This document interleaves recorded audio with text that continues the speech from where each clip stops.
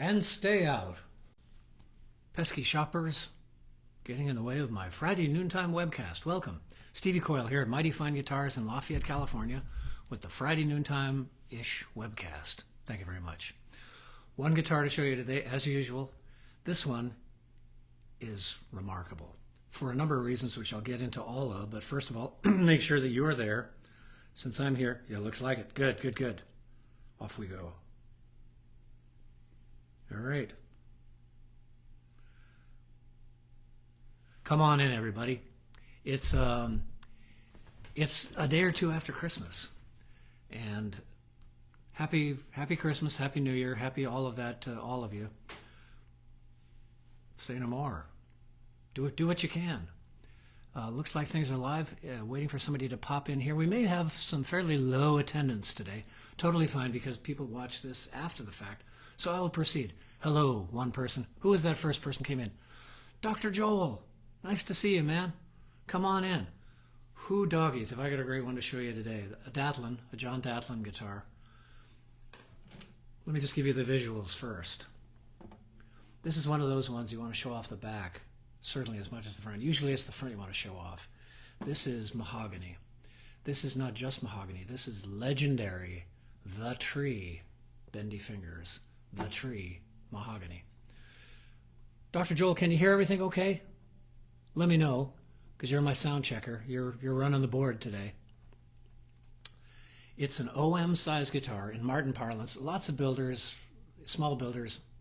This is a one-guy operation. Built everything except the frets and the tuners.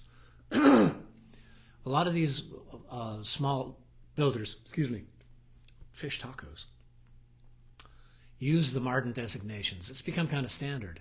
So in Martin parlance, this is an OM size guitar, which is essentially the second biggest. The biggest is the Dreadnought, using Martin parlance again. There is a quadruple O, or an M size, that's kind of between this and a Dreadnought, but typically, much more typically, because the M series and the quadruple O's are fairly rare, this is the second biggest guitar you can get in Martin parlance. But the cool thing about it is there's plenty of airspace inside because of this wide lower bout. But the waist, which is the critical factor, is narrow enough that it sits low on your lap. Play it, play it, play it, Coyle. I hear you, I hear you.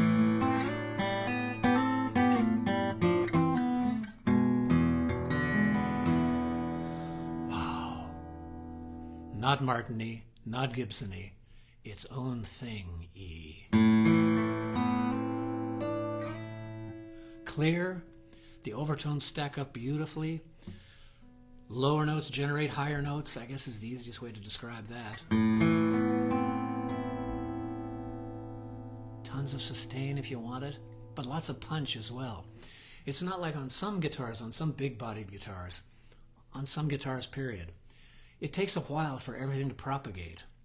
On this guitar, you've got punch, which means it's quick off the top, but you also get sustain. I love doing those little half-steppy things between that B note there at 3-4, 34, third string, fourth fret. And I don't know, some Spaniard somewhere said that this was the first string, and this is the sixth string. Beats me. I might have numbered them opposite. But anyway, I like listening to half steps, like the one that you get. If you play an A minor chord, let your ring finger go and stretch up here with your pinky and get that 3-4, that 34 I'd call it, third string, fourth fret. Now I've got a 1 fret difference in the ear between that 34 and this 21. This B note and that C note. I love hearing those two together. Oh, that lovely flutter. And how that flutter can propagate and keep the sustain going.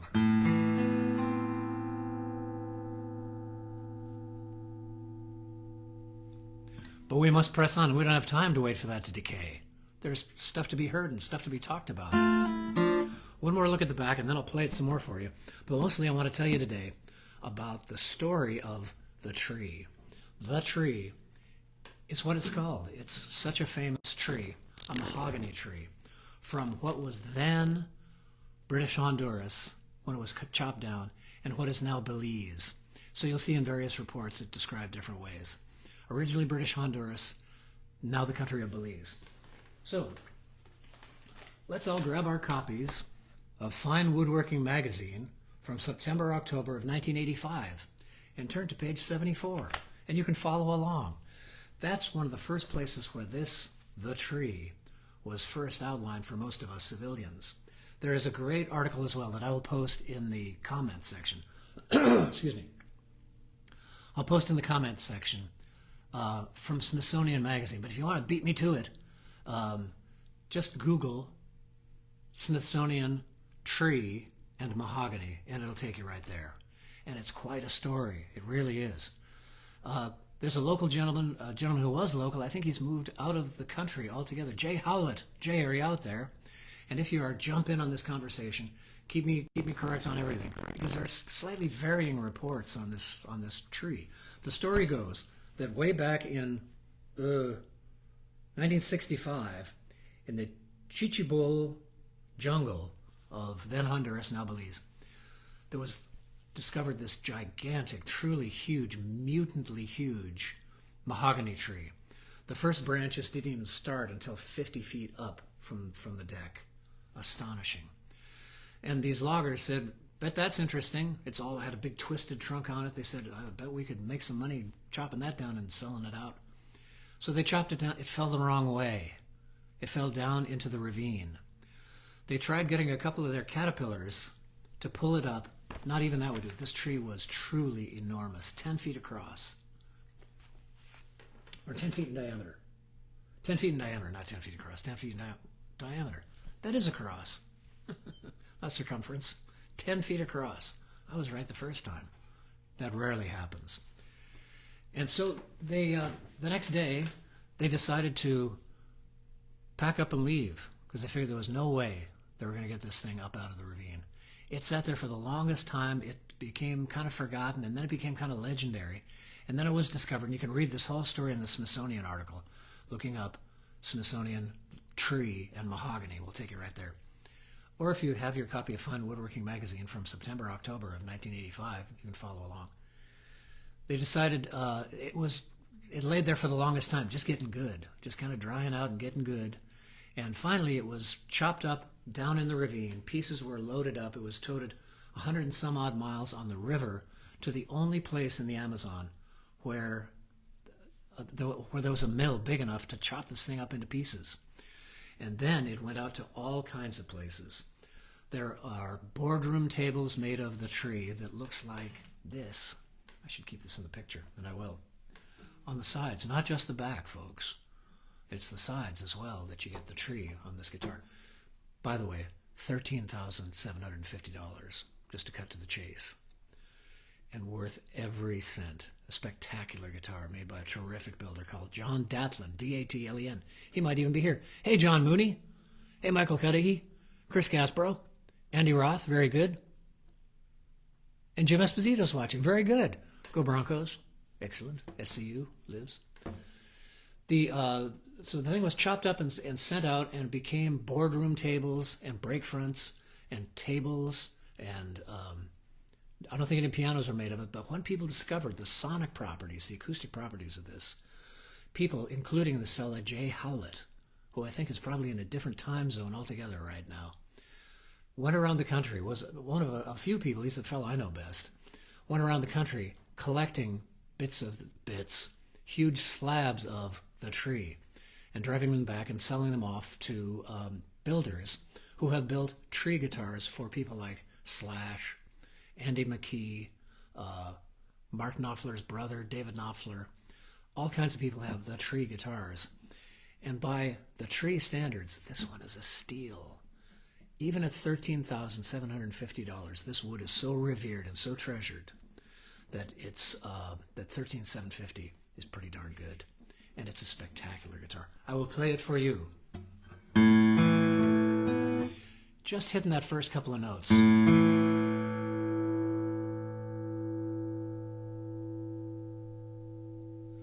The fundamental tone is clear. The the overtone from hitting that 5 interval right next to it, you can hear them swirling and reinforcing each other. Those waves, and they're really doing this kind of thing, you know, doing the wave, not that wave, this wave. You can hear those overtones kind of crisscrossing and reinforcing each other.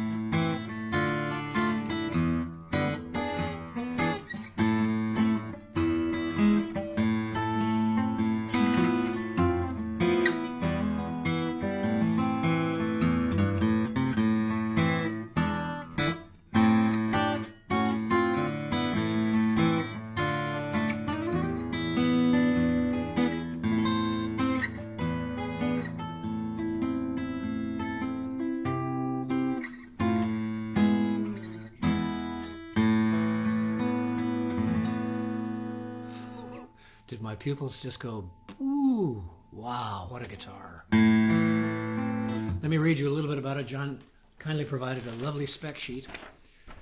German spruce top, tree mahogany back and sides, Honduras mahogany neck. The bindings are ebony.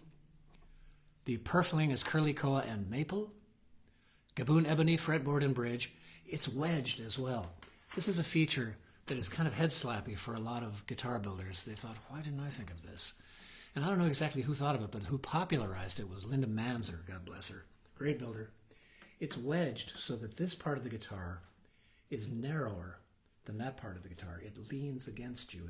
The face of the guitar, when you hold it straight up, leans back towards you. And better yet, your arm can get around it much more easily. It's wonderfully rounded right here as well for comfort. So you can play it for long times without hurting yourself. Oh, I'm sorry, I was reading you the specs. 14 frets to the body, but a cutaway. The scale length is 25.4, which is considered long scale, which means it's kind of maximized for those of you that do drop tunings. Because at a given pitch, a longer string will be stiffer than a shorter string. So that the upshot being, if you're playing in drop tunings and you're playing along in a D, and you've got to go to your 4 chord, which is a D, F, G, your G note no longer lives here at 63, 6-string 3rd fret. It lives at 65. And as you move up the neck, the tendency will be for this note to go sharper and sharper because the diameter of the string, it's just a matter of physics. It's not the fault of the guitar. The diameter of the string is so much fatter on the low strings than it is on the high strings, and yet you have a roughly parallel situation going on here with some justification down here at the nut, at the bridge saddle. So, all of which is to say, long scale guitars are kind of better for drop tunings than short scale guitars. The advantage of short scale guitars is the feel under the left hand can be softer, although the action on this is just spectacular. Very comfy. I wouldn't adjust that at all. And I'm a wuss. I like low and light. Regular light gauge strings. It's so different. I've got the Martin sound in my ears. That's kind of the sound I grew up with. So I've got kind of a Gibson sound in my ears as well. Some pals of mine had Gibson guitars growing up. My brother had a Gibson guitar, so I know what they sound like. I get the vibe off of those. This is neither of those, but it's hugely welcome in my ear. The nut is 1.75, 1 3/4 across the nut there. Kind of maximized. Again, you can play anything on any guitar, but fingerstylers typically like a little more room in the left hand than flat pickers or strummers, where everything being closer in the left hand is an advantage. The string spacing at the nut is 2 1/4 inches. The tuners are Schertler open gear tuners. And it comes with, I should have popped out the case. It comes in this totally primo, I don't know how to pronounce it. You tell me. Visesnut. Something about looking at that makes me want to say it fancy-like. Vice's new, but it might be Vice's nut. I don't know. But the case is as good as they get. Super light, super strong. You can kind of make adjustments inside with a couple of draw cords to pull the sides in so that it snugs up against your guitar perfectly. Great cases. They're kind of what it is nowadays in Caseland. Part of this kit, 13750.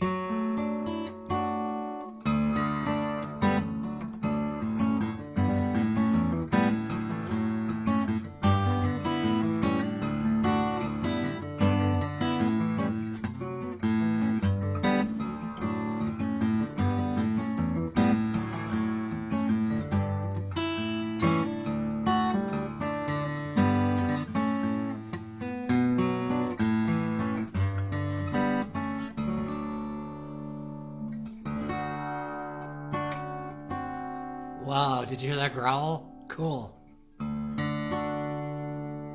Sometimes when you hit a couple of octaves in particular, this D note here, D dog, and this D dog note down there, they kind of get, on some guitars, this one does it, the note actually gets louder a fraction of a second or a second after the notes. Instead of immediately decaying, they find each other and swirl together and actually get louder.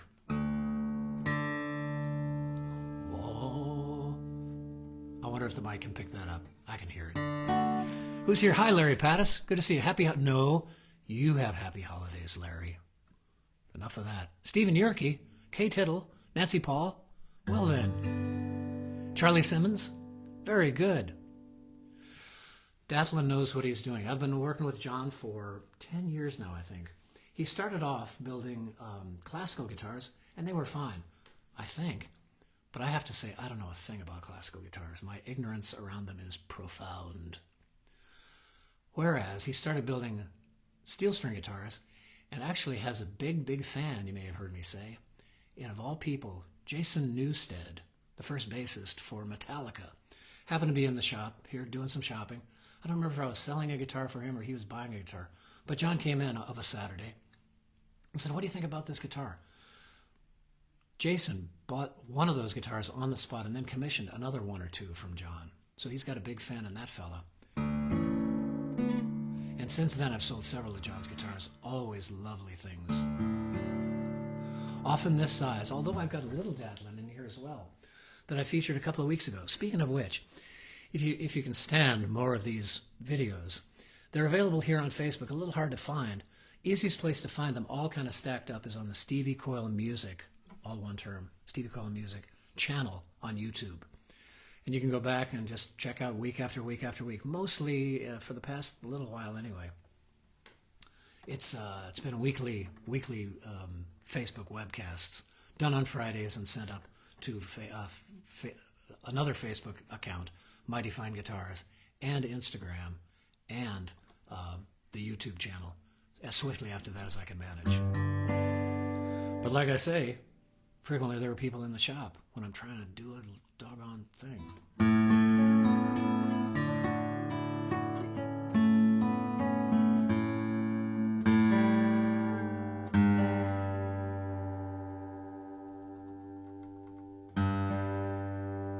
Oh, a little tuning tip. You know, we all have nowadays these here little electronic tuners. But any tuner will work a whole lot better if instead of tuning, especially in cold weather, instead of tuning down to the note you're looking for on your tuner here and in your earballs, tune up to the note. Because it's just physics. The physics are with you that way. If you tune down to a note, the string is loosening, and it could continue to loosen when you stop turning your knobby. If you'll pardon the expression. Whew, better go to confession now. But if you're tuning up to a note, the string isn't going to continue tightening. So always better, and I try to do it myself. Occasionally I think I can get away with it this time. Usually not. It's always best to tune up to a note rather than down to a note. You're welcome. Thank you.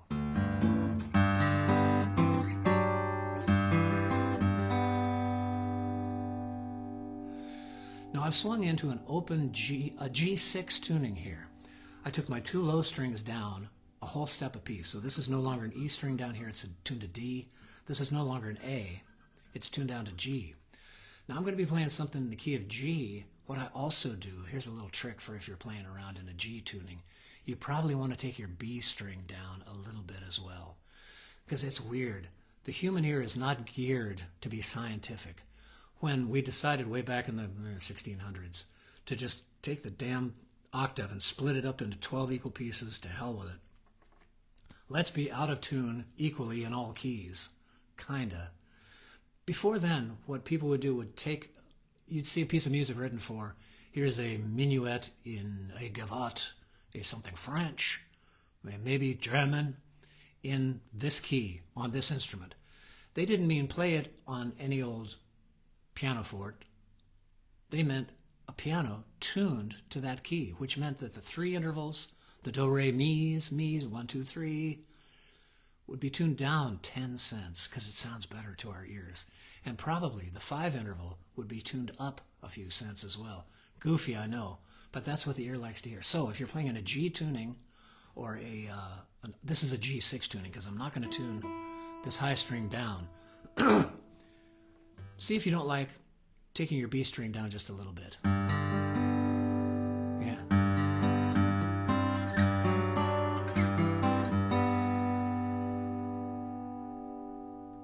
Ooh, these tuners are really nice. They're really precise.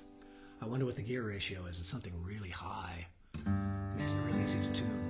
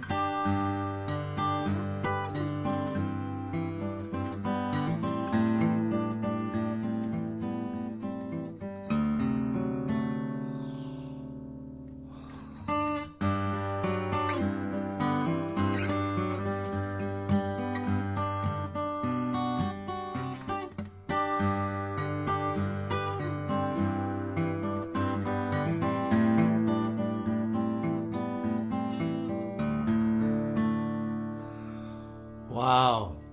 Folks, thanks for tuning in. I'm keeping you after school here. Datlen, the Tree. It's an OM-sized guitar with a cutaway. It's fantastic. It looks like this. I'll post a link down below, but if you want to beat me to it, head on over, Google up Smithsonian Magazine, the Tree, Mahogany. I'll tell you all about this. If you happen to have a copy of Fine Woodworking magazine lying around, you can read all about how the tree fell the wrong direction, went down in a ravine, took years, decades was it? It was a long time before they could haul up any bits of the tree by chopping it up down in the ravine, sending up still these enormous pieces, floating them down the river for 100 and some odd miles to the only mill that could accommodate trees that big. And then it went out to various places, including, story goes, I have no way to verify this, George Lucas apparently, apparently, what am I saying? It's rumored that his office furniture is all veneered, at least. For him, it's probably solid tree mahogany. So when you hear about the Tree, this is the stuff, and I got it here at Mighty Fine Guitars in Lafayette, California. Let me see what's happening here. Oop, lost my connection to you. There we go. Yep, on the B. Yeah, Jim. Yeah, Jimmy, you're a G player. We like taking our B strings down a little bit when we're playing in G. Hi, Flynn. Nice meeting you recently. You sounded terrific. Oh, a little bit of water song? Okay, John. I don't usually take requests either, unless somebody asks for them.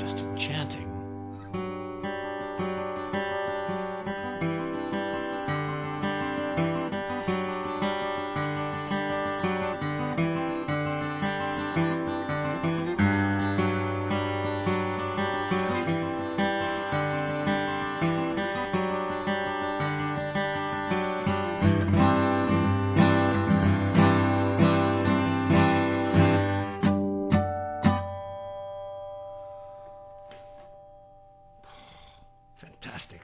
Come and get it. Somebody buy it. It really wants to get played. It wants to be loved forever. So there's John Datlen, D-A-T-L-E-N, capital D, small a, small t, small o, etc. And the tree mahogany, German spruce top, $13,750. I'll look for your comments and questions below and answer them all best I can as quickly as I can, because there's folks at the door who want to come in and buy some guitars, I'm sure, or take lessons. That's the other thing I do here at Mighty Fine Guitars is give lessons. So if you can find it, there might be copies online. This is kind of the first mention I can find back in 1985, which is 39 years ago, of the tree. But more recent one in Smithsonian Magazine. Fascinating story, fabulous instrument. Come on and get it. I'll look forward to seeing you next week with more. See what walks in the door that I'll feature next week. I can't begin to tell you. Who knows? I just sit here doing my email. People walk in and say, I'm not playing this guitar. Let's sell it. Good karma. Great to see you, folks. Happy New Year. Down the road.